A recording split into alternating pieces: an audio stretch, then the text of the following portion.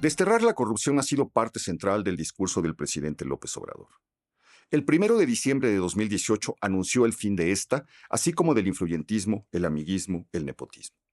En una carta dirigida en junio de 2019 a los secretarios de Estado y a los directivos de empresas u órganos paraestatales, López Obrador dijo que su gobierno no iba a permitir ninguna de las lacras del viejo régimen. Escribió: "No acepto, bajo ninguna circunstancia, que miembros de mi familia hagan gestiones, trámites o lleven a cabo negocios con el gobierno en beneficio o en favor de sus recomendados". Añadió el presidente: "Esto incluye a mi esposa, hijos, hermanos, hermanas, primos, tíos, cuñados, nueras, concuños y demás miembros de mi familia cercana o distante".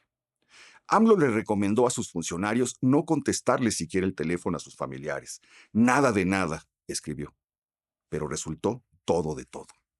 Latinos acaba de revelar la red de corrupción que uno de los hijos del presidente, Andrés López Beltrán, conocido como Andy, tejió con un grupo de amigos cercanos para obtener más de 100 millones de pesos del erario a través de empresas dirigidas por prestanombres y socios y que operan bajo un esquema que simula competencia en concursos públicos y se oculta bajo un sistema de subcontratación.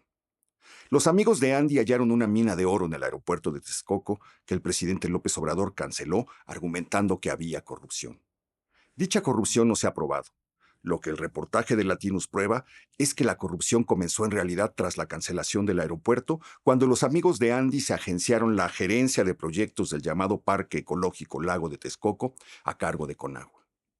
Un reportaje de Mexicanos contra la Corrupción y la Impunidad acaba de revelar también que otro hijo del presidente, José Ramón López Beltrán, quien se hizo famoso por la lujosa casa gris que habitaba en Houston y que era propiedad de una empresa proveedora de Pemex, vive en un inmueble de Coyoacán que es propiedad del asistente de la directora de La Jornada, un periódico afín al gobierno de AMLO, al que éste le ha entregado contratos por más de 750 millones de pesos y con cuya directora, Carmen Lira, el presidente mantiene un vínculo de compadrazgo.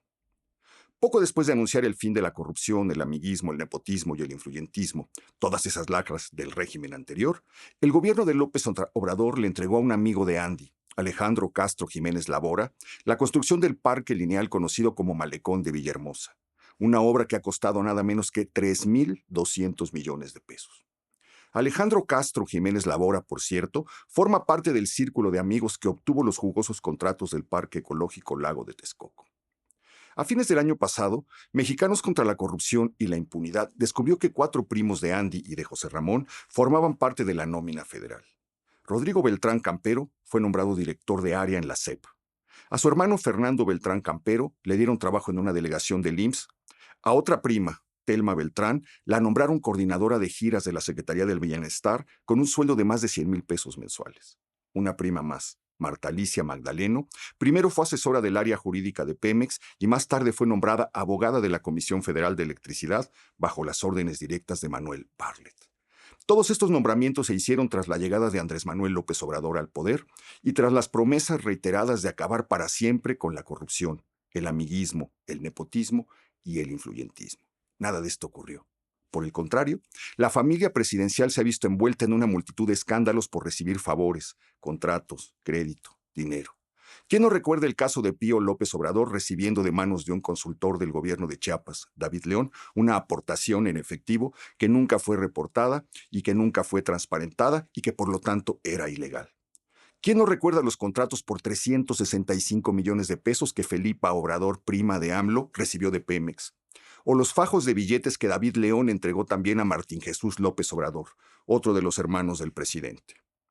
En la lista del pañuelito blanco y del adiós a la corrupción figuran también Concepción Falcón, cuñada de AMLO, acusada de desfalcar con 223 millones al municipio de Macuspana. Jessica Moreno, cuñada del presidente, a quien el gobierno de Veracruz acusó de haber desviado 250 millones de pesos a través de contratos irregulares y empresas fantasmas, y Úrsula Salazar, sobrina del mandatario, que como coordinadora de Morena en Tamaulipas fue grabada pidiéndole a un proveedor que inflara las facturas para quedarse ellos con el excedente. ¿Y qué decir del fraude millonario en Segalmex, en donde ocurrió un desfalco de al menos 15,000 millones de pesos a través de convenios irregulares y otorgamiento de contratos a empresas fantasma, y en el que se ha protegido hasta la ignominia al responsable del organismo, un amigo del presidente, el exdirector de CONASUPO, Ignacio Ovalle?